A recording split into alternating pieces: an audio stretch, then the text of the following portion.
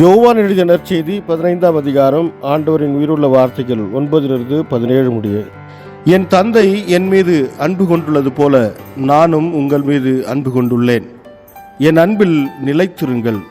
நான் என் தந்தையின் கட்டளைகளை கடைபிடித்து அவரது அன்பில் நிலைத்திருப்பது போல நீங்களும் என் கட்டளைகளை கடைபிடித்தால் என் அன்பில் நிலைத்திருப்பீர்கள். என் மகிழ்ச்சி உங்களுள் இருக்கவும் உங்கள் மகிழ்ச்சி நிறைவு பெறவுமே இவற்றை உங்களிடம் சொன்னேன். நான் உங்களிடம் அன்பு கொண்டிருப்பது போல நீங்களும் ஒருவர் மற்றவரிடம் அன்பு கொண்டிருக்க வேண்டும் என்பதே என் கட்டளை. தம் நண்பர்களுக்காக உயிரை கொடுப்பதை விட சிறந்த அன்பு யாரிடமும் இல்லை. நான் கட்டளையிடுவது எல்லாம் நீங்கள் செய்தால் நீங்கள் என் நண்பர்களாயிருப்பீர்கள். இனி நான் உங்களை பணியாளர் என்று சொல்ல மாட்டேன், ஏனெனில் தம் தலைவர் செய்வது என்னது என்று பணியாளருக்கு தெரியாது. உங்களை நான் நண்பர்கள் என்றேன், ஏனெனில் என் தந்தையிடமிருந்து நான் கேட்டவை அனைத்தையும் உங்களுக்கு அறிவித்தேன். நீங்கள் என்னை தெரிந்து கொள்ளவில்லை, நான் தான் உங்களை தெரிந்து கொண்டேன். நீங்கள் கனி தரவும் நீங்கள் தரும் கனி நிலைத்திருக்கவும் உங்களை ஏற்படுத்தினேன். ஆகவே நீங்கள் என் பெயரால் தந்தையிடம் கேட்பதையெல்லாம் அவர் உங்களுக்கு கொடுப்பார். நீங்கள் ஒருவர் மற்றவரிடம் அன்பு கொள்ள வேண்டும் என்பதே என் கட்டளை. ಇದು ಕ್ರಿಸ್ತು வழங்கும் நற்செய்தி. கிறிஸ்துவே உமக்கு புகழ். ಯೋಹಾನ ಅಧ್ಯಾಯ 15 ವಚನ 9-17. ತಂದೆಯು ನನ್ನನ್ನು ಪ್ರೀತಿಸಿದಂತೆ ನಾನು ನಿಮ್ಮನ್ನು ಪ್ರೀತಿಸಿದೆನು. ಈಗ ನನ್ನ ಪ್ರೀತಿಯಲ್ಲಿ ನೆಲೆಗೊಂಡಿರಿ. ನಾನು ನನ್ನ ತಂದೆಯ ಆಜ್ಞೆಗಳಿಗೆ ವಿಧೇಯನಾಗಿದ್ದು ಆತನ ಪ್ರೀತಿಯಲ್ಲಿ ನೆಲೆಗೊಂಡಿದ್ದೇನೆ. ಅದೇ ರೀತಿಯಲ್ಲಿ ನೀವು ನನ್ನ ಆಜ್ಞೆಗಳಿಗೆ ವಿಧೇಯರಾದರೆ ನೀವು ನನ್ನ ಪ್ರೀತಿಯಲ್ಲಿ ನೆಲೆಗೊಂಡಿರುವಿರಿ.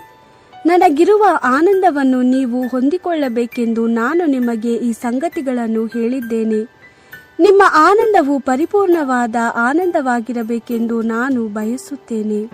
ನಾನು ನಿಮ್ಮನ್ನು ಪ್ರೀತಿಸಿದಂತೆ ನೀವು ಒಬ್ಬರನ್ನೊಬ್ಬರು ಪ್ರೀತಿಸಬೇಕೆಂಬುದೇ ನಾನು ನಿಮಗೆ ಕೊಡುವ ಆಜ್ಞೆಯಾಗಿದೆ.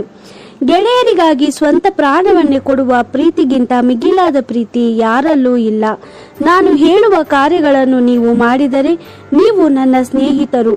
ಈಗ ನಾನು ನಿಮ್ಮನ್ನು ನನ್ನ ಸೇವಕರುಗಳೆಂದು ಕರೆಯುವುದಿಲ್ಲ.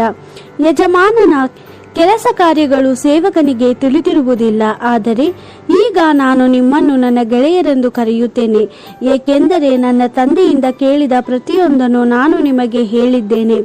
ನೀವು ನನ್ನನ್ನು ಆರಿಸಿಕೊಳ್ಳಲಿಲ್ಲ, ನಾನು ನಿಮ್ಮನ್ನು ಆರಿಸಿಕೊಂಡೆನು. ನೀವು ಹೊರಟು ಹೋಗಿ ಫಲ ಕೊಡಬೇಕು. ಇದೇ ನಾನು ನಿಮಗೆ ಕೊಟ್ಟಿರುವ ಕೆಲಸ. ಈ ಫಲವು ನಿಮ್ಮ ಜೀವನದಲ್ಲಿ ಶಾಶ್ವತವಾಗಿರಲಿ ಎಂಬುದೇ ನನ್ನ ಬಯಕೆ.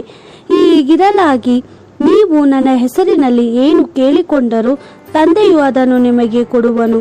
ನೀವು ಒಬ್ಬರನ್ನೊಬ್ಬರು ಪ್ರೀತಿಸಬೇಕೆಂಬುದೇ ನನ್ನ ಆಜ್ಞೆ. ದೇವರ ವಾಕ್ಯವಿದು. ದೇವರಿಗೆ ಕೃತಜ್ಞತೆ ಸಲ್ಲಲಿ. Gospel according to John chapter 15 verse 9-17. As the Father has loved me, so I have loved you.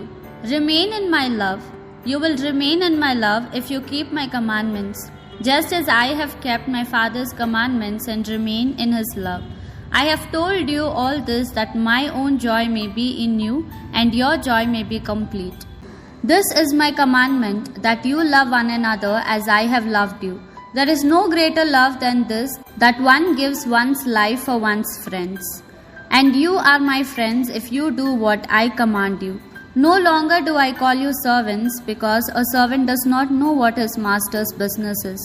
Instead, I call you friends, since I have made known to you everything I learned from my Father.